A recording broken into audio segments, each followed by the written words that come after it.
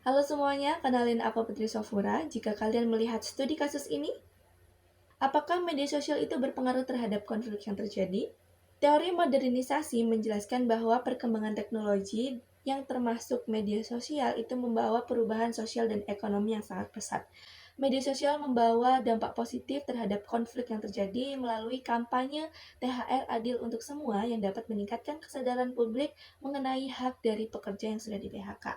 Kemudian dampak positif yang selanjutnya adalah munculnya sebuah inovasi dan juga kebijakan pemerintah melalui sosialisasi Go digitalisasi UMKM yang dapat meningkatkan peluang kerja bagi para pekerja yang di PHK. Nah, untuk dampak negatif yang muncul yaitu perusahaan mendapatkan tekanan yang besar dari publik yang tidak memahami masalah dan juga kendala yang terjadi, yang menyebabkan pengangguran dan juga kebangkrutan perusahaan. Dampak negatif yang selanjutnya yaitu isu yang tersebar di media sosial itu memungkinkan tersebarnya pula informasi hoax atau informasi yang tidak akurat yang malah memperburuk kondisi konflik yang terjadi pada perusahaan. Nah, setelah kita membahas dampak positif dan juga dampak negatifnya, sekarang kita akan membahas solusi yang dapat diterapkan oleh PT Santosa Maju. Solusi yang pertama yaitu perusahaan dapat membuat satu platform digital yang dapat menghubungkan antara pekerja yang sudah di PHK dengan peluang kerja yang baru. Dengan fitur yang disediakan dapat berupa pelatihan digital dan juga sertifikasi secara gratis, dan juga menyediakan daftar lowongan pekerjaan yang baru bagi pekerja yang sudah di PHK. Solusi yang kedua yaitu perusahaan, pemerintah, dan juga pihak swasta dapat bekerja sama untuk memberikan subsidi internet kepada para pekerja yang di PHK yang mengikuti program pelatihan Go Digital UMKM.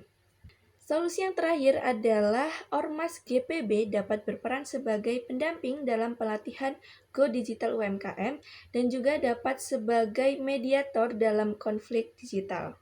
Nah, kemudian pembahasan yang terakhir adalah apakah kampanye yang ada di media sosial itu mencerminkan sebuah demokrasi atau hanya menggiring opini publik?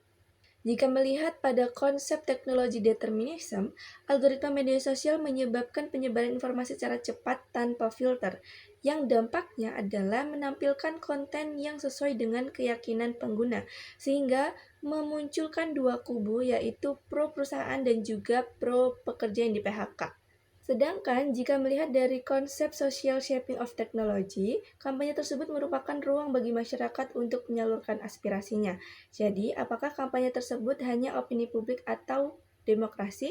Itu semua tergantung dari penggunanya, apakah dia hanya sekedar beropini atau memang menyuarakan aspirasinya terkait konflik yang terjadi. Sekian, terima kasih.